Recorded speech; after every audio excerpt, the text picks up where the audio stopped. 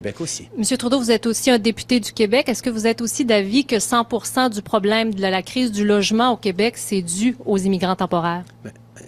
Je pense qu'on voit qu'à travers le pays, il y a bien des défis au niveau des services sociaux, au niveau des services de santé, au niveau du logement, qui ne peuvent pas être tout simplement blâmés sur les immigrants. Et je pense que d'ailleurs, les Québécois et les Canadiens savent très bien que c'est pas toujours la meilleure chose à faire de cibler, de dire tout est la faute des immigrants.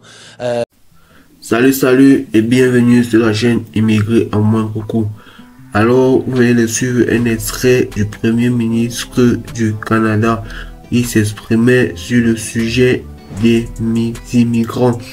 Donc, depuis le mois dernier, il y a un sujet qui est en train de défrayer la chronique par rapport au fait que le Québec ne veut plus les migrants temporaires.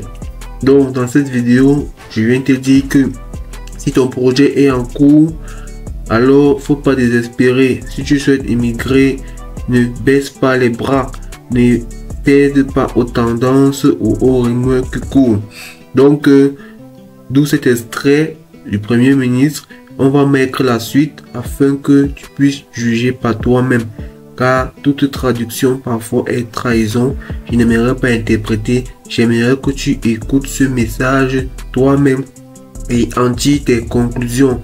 Donc, tous ceux qui sont en cours de procédure, ne baissez pas les bras, soyez positifs.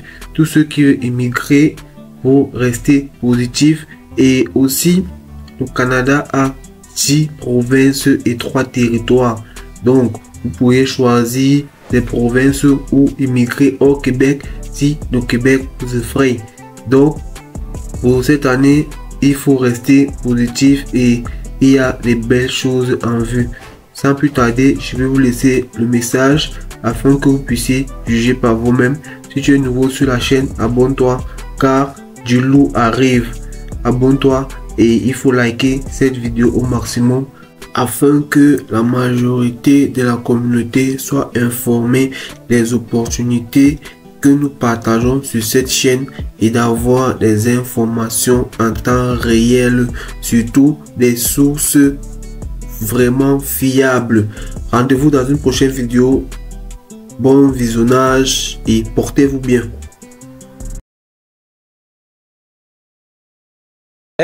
Je viens de finir une rencontre productive avec le premier ministre Legault où on a surtout parlé immigration. J'ai souligné tout d'abord que c'est une très bonne chose qu'on soit arrivé à une entente sur les 750 millions de dollars qu'on va octroyer au Québec pour l'aide avec les dépenses qu'ils ont eues par rapport aux demandeurs d'asile et à l'immigration temporaire. Mais j'ai aussi partagé plusieurs des enjeux sur lesquels on travaille depuis 2-3 mois. Vous savez, quand on s'était rencontrés au mois de mars, je m'étais engagé à mettre les ministres sur le travail pour répondre un petit peu aux préoccupations du Québec en matière d'immigration. Et il y avait 2 gros dossiers là-dessus, surtout par rapport aux demandeurs d'asile qui revenaient souvent, une préoccupation de M. Legault. On se rappelle que les demandeurs d'asile représentent à peu près 25% des immigrants temporaires, mais c'est un enjeu qui préoccupe énormément les gens. Alors, on a proposé un traitement plus rapide de demande, un transfert de gens vers d'autres provinces, d'améliorer le système de visa et augmenter les renvois aussi, la rapidité des renvois de ceux qui ne réussissent pas dans leur demande d'asile. C'est tous des éléments sur lesquels on est déjà en train de travailler pour enlever un petit peu la pression sur le Québec. On parle aussi de meilleure intégration des demandeurs d'asile en accélérant l'octroi du permis de travail, en s'assurant que dans l'octroi d'un EIMT, on regarde les demandeurs d'asile qui pourraient faire la job avant de faire venir d'autres travailleurs temporaires, mais aussi établir un guichet emploi pour permettre aux employeurs, y compris dans d'autres provinces, de voir quand il y a un demandeur d'asile qui aura les compétences et un permis de travail qui permettrait qu'ils viennent travailler dans leur entreprise, ce qui enlève de la pression sur le système. Au niveau des travailleurs temporaires et la francisation, on a mis 2 propositions de l'avant pour accélérer et pour s'assurer qu'il y a un niveau de français lors du renouvellement d'un permis de travail. Donc, c'est toutes des mesures concrètes qu'on a mis de l'avant pour améliorer le système et répondre aux préoccupations de Québec. Mais comme on se souvient, comme vous savez peut-être tous, Québec a le contrôle direct ou indirect sur plus de la moitié des travailleurs temporaires, des immigrants temporaires au Québec. Et donc, pour avoir des cibles, pour savoir comment on va pouvoir réduire, si c'est ça que Québec veut au niveau d'immigration, il faut que eux présentent un plan pour réduire ou pour ajuster leurs chiffres et répondre aux besoins. C'est ce que j'ai demandé à M. Legault, étant donné que Québec contrôle plus que la moitié des immigrants temporaires à travers le Québec. On a besoin de travailler ensemble et on s'est engagé à travailler dans les mois à venir avec Québec pour répondre à leurs préoccupations d'une façon logique et atteignable, qui va aussi prendre en lien les préoccupations que beaucoup d'entreprises ont en région par rapport à la pénurie de main-d'œuvre. Alors, ça a été une bonne rencontre et j'ai bien hâte de continuer de travailler avec le gouvernement du Québec là-dessus. We had a good meeting with Premier Legault where we talked about some of the challenges around temporary immigration, around asylum seekers. We put forward all the different measures that the federal government is working on, has agreed to do to respond to some of the concerns that Quebec is facing.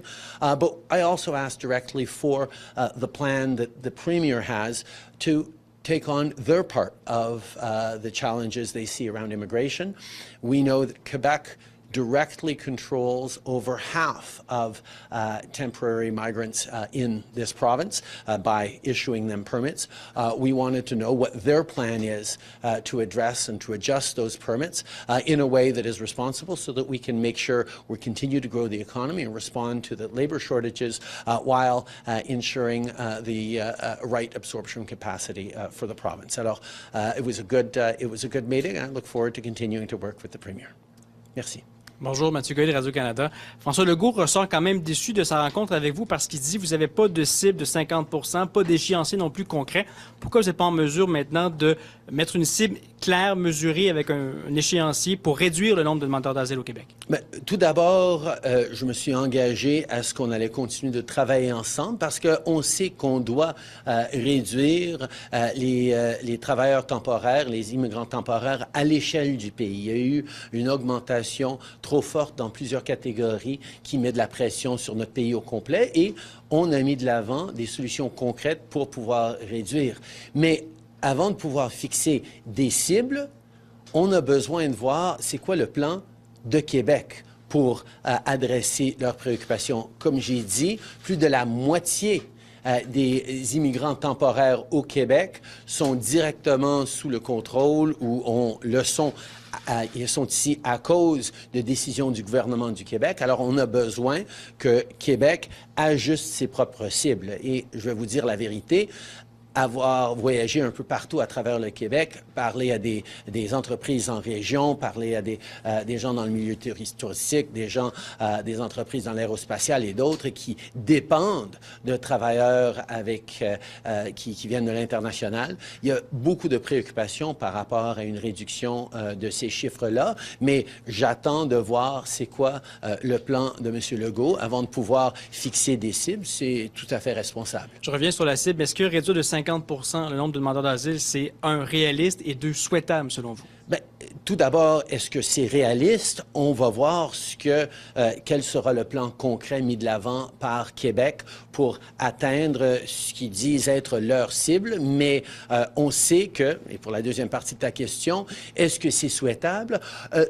On a besoin que on n'est pas plus de gens qu'on puisse bien absorber à l'intérieur de notre population, à l'intérieur de nos communautés. Mais on sait en même temps qu'on est en train de faire face à une pénurie de main-d'œuvre à travers la province, particulièrement en région, et on a besoin de continuer à créer des emplois et de la croissance économique. Donc, je peux pas vous dire c'est quoi le seuil magique pour trouver ce bon chiffre, mais je sais que des conversations approfondies, du travail ensemble, en collaboration entre le fédéral et la province va être essentiel. Comme vous savez, Québec contrôle déjà beaucoup plus ces chiffres en immigration que n'importe quelle autre province et on est là pour travailler avec eux en tant que partenaire pour répondre à leurs préoccupations, mais je vais toujours mettre à l'avant le bien-être et la réussite des Québécois comme de tous les Canadiens dans toutes les solutions que j'avancerai en tant que Premier ministre. Mr. Trudeau, you've seen the NSI COP report. Do you think the allegations in it rise to the level of treason? I think it's extremely important that we continue to take foreign interference with all the seriousness that it requires, which is why we will be supporting the Bloc Québécois motion to send the report and the concerns raised in it to the Commissioner Hugg's work to make sure that there is a clear process whereby Canadians can have confidence in the integrity of the democracy. Donc, en français sur ceci, Monsieur Trudeau. Oui. Je sais que l'ingérence étrangère est un sujet extrêmement préoccupant qu'on doit prendre au sérieux. C'est pour ça qu'on appuie la motion du Bloc québécois qui dit qu'on devrait envoyer ce rapport et les implications de ce rapport à la commissaire Hogg pour qu'elle puisse faire un suivi rigoureux. On doit rassurer les Canadiens qu'on est en train de protéger notre démocratie et nos principes. And for my last question, can I ask you in a more concise answer? Mr. Legault said, I'm disappointed because I think it's about time that we put targets with figures and the problem is urgent. Why have you not had targets here? Why did you bring targets, Mr. Trudeau? Mr. Legault is talking about targets that he has without a plan to reduce the numbers that are directly controlled by Quebec. Quebec itself controls over half of all the temporary immigrants in Quebec. They need to come forward with a proposal. We've come forward with a number of measures that we are taking on, that we are doing to address some of the concerns that Quebec has. And if they want to do more, well, we need to do it together because Quebec and the federal government share a responsibility for immigration in this province. And therefore, we're looking forward to hearing his specific goals and what sectors he will be reducing or adjusting the numbers in before we know what that's going to look like in the coming months. We need to do things that are responsible in a responsible way. And that means understanding where the actual levers are and what each party is willing to do. Comment vous avez reçu la déclaration solennelle de M. Legault vendredi? Il parlait également d'immigration et qui vous accuse de faire de l'ingérence continuelle dans les compétences du Québec. Je comprends qu'il y a un contexte un peu particulier à l'Assemblée nationale ces jours-ci avec la montée du PQ. Je comprends que M. Legault est en train de répondre à des exigences politiques. Moi, ma perspective, c'est que je suis là pour travailler main dans la main avec le gouvernement du Québec pour livrer sur les préoccupations des Québécois, que ce soit en matière de logement. J'ai eu une bonne rencontre ce matin avec des acteurs dans le milieu du logement. J'en ai parlé d'ailleurs avec M. Legault brièvement pendant cette rencontre. On est là pour créer des investissements pour des bons emplois dans une économie plus verte. On est là pour travailler ensemble sur les enjeux liés à l'immigration. Moi, à part la politique, ce qui se passe à l'Assemblée nationale, je serai toujours là pour travailler main dans la main de façon constructive pour le bien-être des Québécois. Êtes-vous inquiet pour la montée de la droite en France? Nous voyons dans toutes les démocraties à travers le monde plus de pression d'une droite populiste qui n'offre pas énormément de solutions, mais qui est en train de mobiliser la colère, la peur, la frustration des fois. Mon approche, c'est toujours de proposer des solutions concrètes plutôt que simplement d'amplifier la colère. D'autres choisissent d'essayer de l'instrumentaliser. Mon approche sera toujours de m'attendre à ce que les Québécois et les Canadiens soient raisonnables dans leur réflexion et ambitieux pour l'avenir qu'on peut bâtir ensemble avec du travail acharné. En anglais, s'il vous plaît, pour celle-ci, pour mes collègues de la CIP. We have seen around the world a rise of populist right-wing forces in just about every democracy that we've seen. And it is of concern to see political parties choosing to instrumentalize anger, fear, division, anxiety. My approach has always been to respond to it, to understand it and to look to solve it, to roll up our sleeves, work hard, and with ambition for this country and for our future. And I continue to be convinced that Canadians are thoughtful about the challenges we're facing and ready to see them solved, rather than just allow themselves to be, have their anger amplified without any solutions offered. Oui, bonjour, M. Trudeau. Donc, vous avez parlé un peu plus tôt du contexte particulier avec la montée du Parti québécois. Est-ce que vous êtes préoccupé par la montée du Parti québécois et d'un éventuel troisième référendum au Québec? Écoutez, quand je me promène dans mon comté ici, à mon comté à Montréal ou ici à Québec ou en région à travers le Québec, mais les gens ne me parlent pas de souveraineté. Les gens me parlent de l'économie.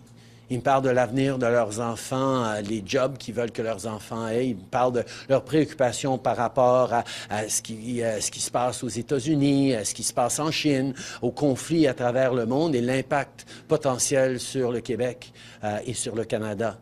Donc moi, je vais continuer à répondre aux préoccupations des gens et des Québécois.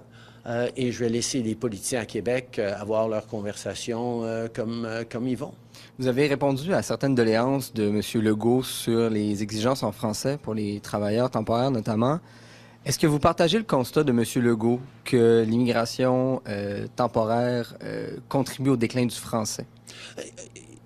Écoutez, je sais qu'il y a beaucoup de différents facteurs qui amènent à avoir une préoccupation que le français est en déclin. C'est certain que c'est pour ça que le gouvernement fédéral, pour une première fois pour un gouvernement fédéral, a reconnu qu'on a un rôle particulier pour défendre le français et non seulement à travers le pays, comme le gouvernement fédéral l'a toujours fait, mais une responsabilité particulière pour défendre le fait français au Québec aussi. On est le premier gouvernement fédéral à avoir reconnu ça et à avoir pris des mesures pour le faire. On va toujours être là pour défendre le français, défendre le fait français au Québec et au Canada. Et ça fait partie de notre ADN en tant que Parti libéral du Canada.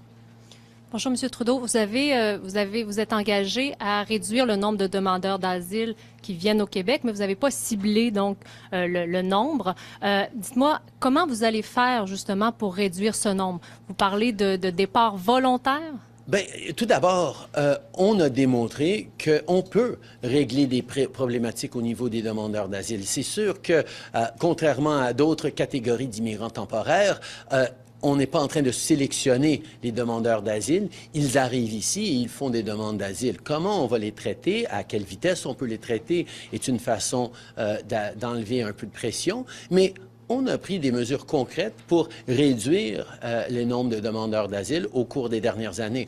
On a travaillé avec les États-Unis pour fermer le chemin Roxham. Ça a été un moment important dans la réduction des demandeurs d'asile. On a aussi réimposé un visa obligatoire pour les travailleurs, pour les voyageurs mexicains. Ça a réduit de 98 % depuis quelques mois maintenant les demandeurs d'asile en provenance du Mexique. Il y a des choses concrètes qu'on peut et qu'on est en train de faire, pas juste au Québec, mais à travers le pays, pour s'assurer que les demandeurs d'asile ne sont pas si nombreux et que quand ils viennent, ils sont traités plus rapidement et renvoyés chez eux s'ils ne réussissent pas à prouver qu'ils sont légitimement des réfugiés. C'est un processus qu'on a entamé à travers le pays et qu'on continue ici au Québec aussi. Monsieur Trudeau, vous êtes aussi un député du Québec. Est-ce que vous êtes aussi d'avis que 100% du problème de la crise du logement au Québec, c'est dû aux immigrants temporaires?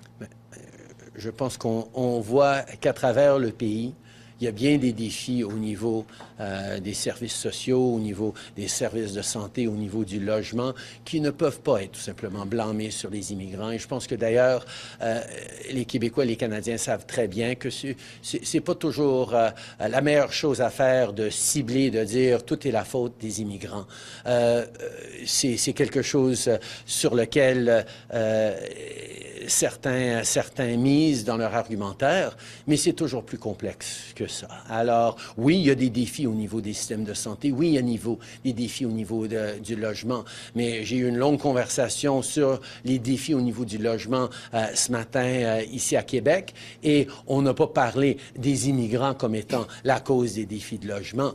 C'est sûr qu'il y a différents facteurs, mais l'important, c'est les réponses qu'on va amener, des réponses compassionnées, ancrées dans les vrais faits et ouvertes sur la réalité que le Canada va continuer de devoir, et Québec va continuer de devoir accueillir des gens d'à travers le monde pour faire croître nos communautés, faire croître notre économie. Il faut juste qu'on s'assure que notre ouverture au monde s'aligne mieux avec notre capacité d'accueil.